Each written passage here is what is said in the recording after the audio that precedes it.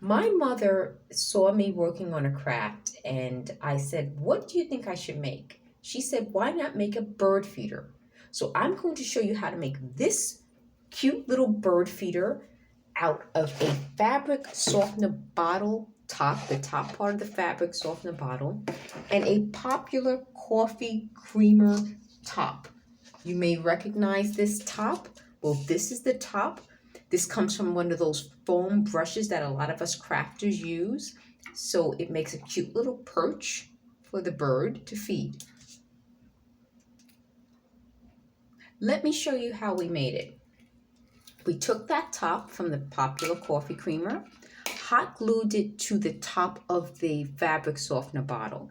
Now, I just wanted to let you know, I always like to be honest with you. We did this already off camera, but all you would do is take the hot glue and put it around the lid.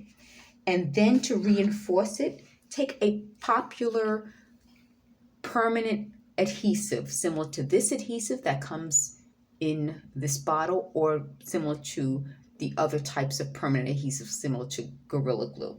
And you just want to make sure it's nice and secure. Once you hot glue it, all you're doing is twisting this on. It's a screw top similar to all the fabric softener bottles. So you're screwing it on. I'll just show you how you can screw it and unscrew it. You see how it's turning? It's very simple. I think it's easier to fill it from the top of this coffee creamer bottle than to keep unscrewing it. So I'll show you how simple it would be to refill it. You're going to take a funnel, insert it into the top, pour your feed into it, and you've already refilled it.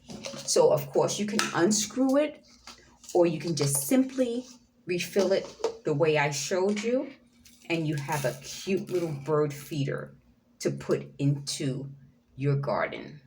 So please don't forget to like this video, subscribe for more videos, and feel free to leave a comment. Thanks for watching.